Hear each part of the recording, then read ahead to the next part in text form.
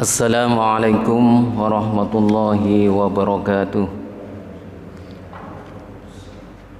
Alhamdulillahilladzi anzala as-sakinata fi qulubil mu'minin liyazdadu imana ma'a imanihim.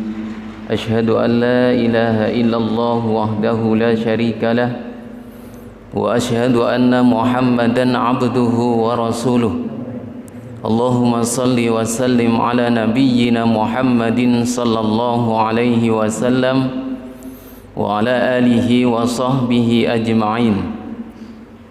Amma ba'd, fa ya ibadallah, usikum wa nafsi bitaqwallah, faqad fazal muttaqun. Kama qala Allah ta'ala fi kitabihil karim, ya ayyuhalladzina amanu taqullaha haqqa tuqatih wa la tamutunna illa wa antum muslimun. Yang kami hormati Ketua Takmir Masjid Mujahidin yang kami cintai ini, bapak-bapak, ibu, jamaah salat subuh yang semoga dirahmati oleh Allah Subhanahu wa ta'ala. Tiada kata dan ucapan yang pantas keluar dari lisan kita selain ungkapan rasa syukur kehadirat Allah Subhanahu wa ta'ala atas limpahan nikmat iman, Islam, kesehatan, kesempatan, sehingga dapat kita gunakan untuk ketaatan kepada Allah Subhanahu wa ta'ala. Dari mulai kita bangun tadi, kemudian kita sholat tahajud, kemudian berangkat ke Masjid Mujahidin, yang mana langkah kaki kita, langkah pertama itu menggugurkan dosa, langkah kedua mengangkat derajat kita, kemudian kita sholat fajar di Masjid Mujahidin, salatul fajri khairum minad dunya wa ma fiha. Kemudian kita lanjut dengan sholat subuh berjamaah, kemudian kita lanjut lagi dengan thalabul ilmi.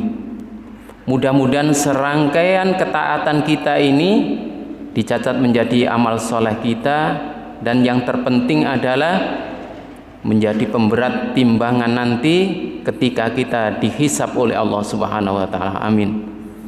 Salawat dan salam semoga selalu tercurahkan kepada uswatun hasanah kita baginda Rasulullah sallallahu alaihi wasallam beserta keluarga beliau, para sahabat, para tabi'in, dan tentunya kepada mereka-mereka yang istiqomah di jalan sunnahnya. Ma'asyiral muslimin wa zumratal mu'minin rahimakumullah. Sebagai umat Islam yang beriman, tentu kita percaya dan yakin bahwasannya agama Islam ini syariatnya telah sempurna. Dari mana kita tahu? Di surat Al-Maidah, yaitu surat yang kelima, ayat yang ketiga.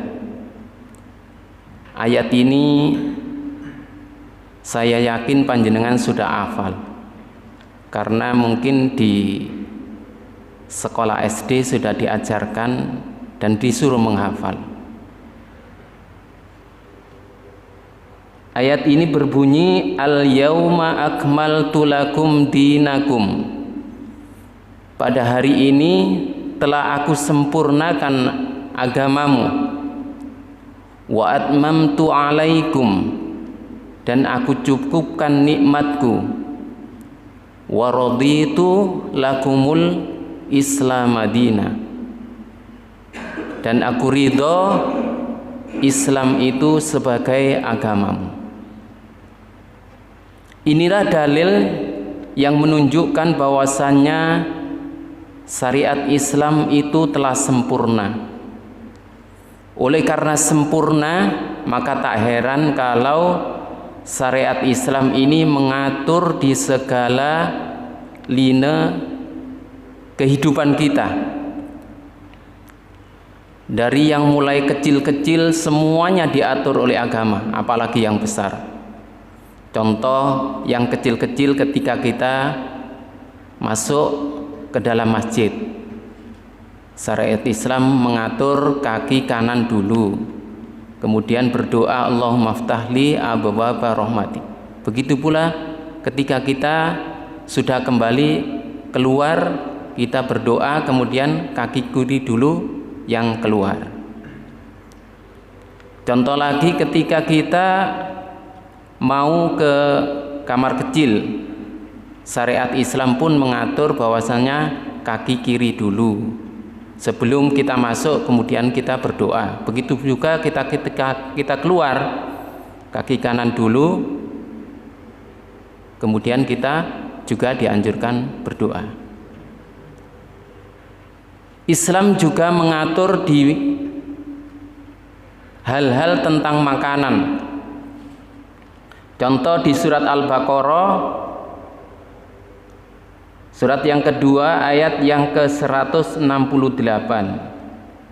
Ya ayyuhan nasu kulu mimma fil ardi halalan thayyibah. Hai manusia, makanlah yang ada di bumi ini yang halal lagi baik. Wala tattabi'u khutuwati syaiton, dan janganlah kamu mengikuti langkah-langkah setan.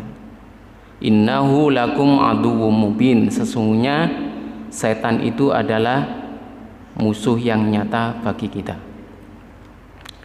Ma'asyiral muslimin wa zumratal mu'minin rahimakumullah.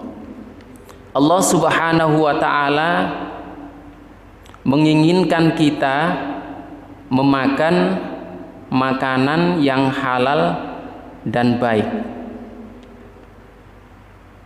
Allah Subhanahu wa taala begitu sayangnya kepada kita sampai-sampai tidak hanya orang-orang yang beriman saja yang disuruh makan seperti itu, melainkan ya ayyuhan nas, hai manusia. Ini menunjukkan bahwasannya Allah itu sayang sekali kepada makhluknya. Allah tidak ingin tubuh kita ini sakit. Allah ingin tubuh kita ini sehat. Allah tidak ingin tubuh kita ini terkena penyakit. Karena itu diperintahkan memakan makanan yang halal lagi baik. Allah juga tidak menginginkan tubuh kita ini masuk ke dalam neraka Allah gara-gara makanan. Sekarang timbul pertanyaan, memang ada seseorang itu gara-gara makanan masuk ke dalam neraka? Kalau yang dimakan itu memang haram, itu jelas-jelas akan masuk ke dalam neraka. Akan tetapi ketika kita menyikapi suatu makanan, itu pun bisa mengantarkan kita, kalau tidak cermat, akan mengantarkan kita ke dalam neraka. Contohnya Allah berfirman di dalam Al-Quran itu, innalladzina ya'kuluna amwalal yatama dzulman, sesungguhnya orang-orang yang memakan harta anak yatim secara zalim, innama ya'kuluna fi butunihim naro, sesungguhnya dia itu memakan sepenuh perutnya itu dengan api. Wasayaslauna sa'iro, dan mereka akan masuk ke dalam neraka api yang menyala-nyala. Ini menunjukkan bahwasannya sikap kita terhadap harta anak yatim atau secara langsung memakan harta anak yatim itu menunjukkan bahwasannya itu bisa menyebabkan kita masuk ke dalam neraka Allah Subhanahu wa taala. Yang seharusnya harta anak yatim atau anak yatim itu sendiri menjadi potensi kita untuk menjadi bisa masuk ke dalam surga Allah, tetapi ketika kita berlaku zalim kepada mereka, maka Allah Subhanahu wa taala mengabarkan akan memasukkan kita ke dalam neraka. Padahal baginda Rasul bersabda, ana wa kafilul yatimi fil jannati hakada. Aku bersama orang-orang yang memelihara anak yatim itu di dalam surga itu seperti begini. Baginda Rasul mengatakan bahwasannya itu sangat dekat.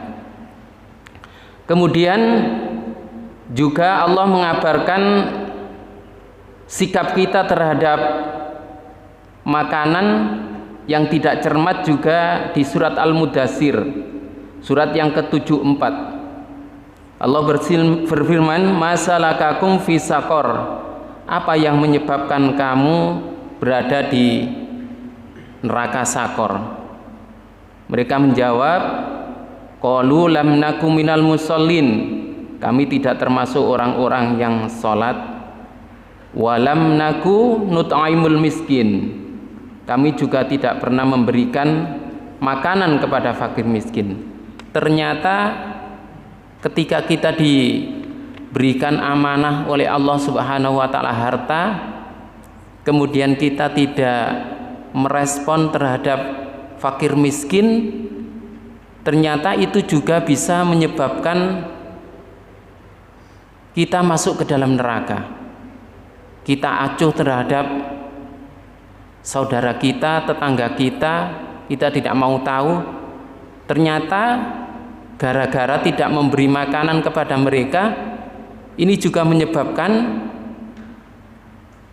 kita bisa masuk ke dalam neraka. Ini ancaman Allah Subhanahu wa taala. Ada sebuah cerita yang mana cerita ini nanti bisa menjadi barometer kita, ukuran kita ketika kita menyikapi harta, baik itu yang subhat atau yang haram. Dari cerita ini nanti kita bisa memutuskan, mengambil sikap bagaimana seharusnya kita ini dalam menyikapi harta, baik itu yang subhat apalagi yang haram. Dari negeri Kufah, yaitu negeri Irak sana, di kota Sufah, ada seorang pemuda yang bernama Thabit. Pemuda ini sangat soleh. Suatu ketika Thabit ini berjalan di pematang sawah atau di sebelah sungai gitu. Kemudian ada buah apel yang hanyut di sungai itu. Oleh karena lapar, Thabit ini memungutnya, kemudian memakannya. Setelah hampir separuh apel ini dimakan pemuda ini, Thabit ini, ia teringat bahwasannya makanan ini apa sudah halal bagiku. Walaupun secara fikih itu makanan seperti itu adalah ada yang memutuskan halal. Oleh karena dia ini adalah seorang yang soleh, pikirannya kacau, dia merasa ragu, apakah makanan yang telah aku makan ini halal bagiku. Oleh karena ada buahnya, maka pasti ada pohonnya. Ia pun mencari di mana letak pohon apel ini. Maka ia susuri sungai itu. Sampailah ia di suatu perkebunan apel. Dia merasa gembira karena pastilah apel yang aku makan adalah apel dari kebun ini.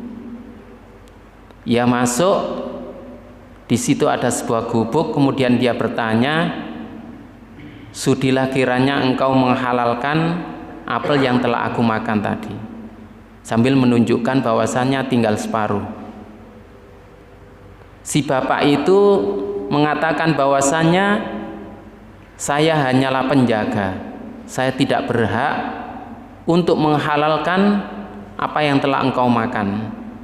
Kalau engkau ingin dihalalkan, maka pergilah ke rumah orang yang punya kebun ini. Tapi yang punya kebun ini rumahnya jauh, kira-kira perjalanan itu 1,5 hari. Maka pemuda yang soleh ini pun mengikhlaskan diri untuk menempuh perjalanan yang begitu jauh hanya untuk menghalalkan separuh apel yang telah ia makan. Maka atas petunjuk bapak yang penunggu kebun tadi, sampailah ia di rumah bapak yang punya perkebunan apel tadi. Ia pun mengucapkan maksudnya, dengan perjalanan yang begitu jauh saya tempuh, saya menginginkan kehalalan apel yang telah aku makan. Sang bapak ini heran, pastilah dia ini pemuda yang amat baik, karena hanya untuk menghalalkan separuh buah apel saja ia tempuh perjalanan yang begitu jauh. Bapak ini mengatakan, aku tidak akan menghalalkan apel yang engkau makan kecuali ada syaratnya. Kemudian bapak ini mengatakan bahwasanya syaratnya adalah engkau harus menikahi putriku. Kira-kira bapak kalau menemukan mangga di jalan kemudian dimakan tinggal separuh, kemudian mencari yang punya mangga itu kemudian ditawari seperti ini, bagaimana Pak? Disuruh menikahi anaknya. Tapi bapak ini mengatakan, perlu engkau ketahui bahwasanya anakku itu buta, anakku itu tuli, anakku itu bisu, anakku itu lumpuh.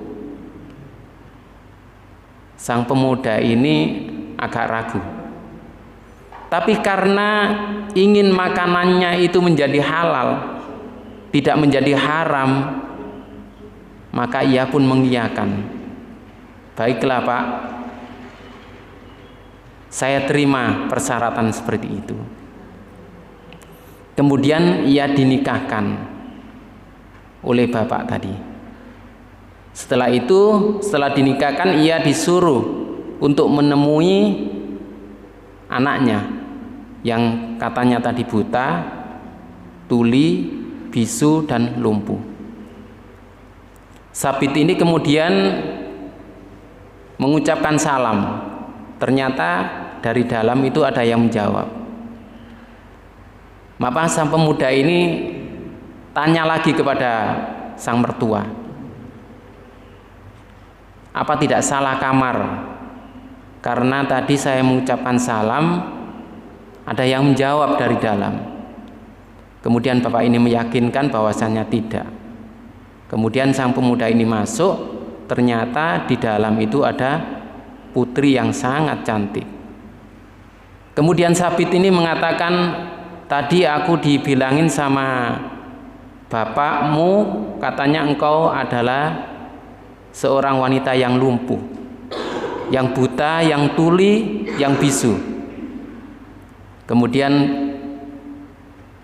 wanita ini mengatakan, yang dimaksud bapakku adalah mungkin buta karena mataku ini tidak pernah melihat sesuatu yang diharamkan oleh Allah. Tuli karena aku tidak pernah mendengar sesuatu yang itu diharamkan oleh Allah.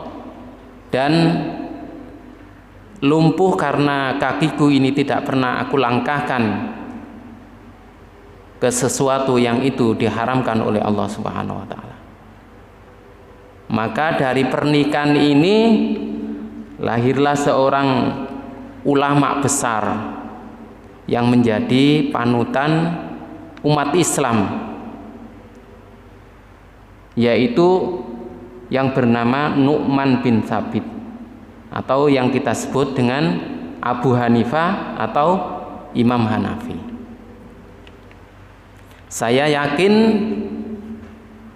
kalau pemuda tadi Thabit tidak menjaga makanannya dari sesuatu yang subhat, saya yakin dia tidak pernah memakan sesuatu yang haram. Sesuatu yang subhat saja sampai dibelain seperti itu.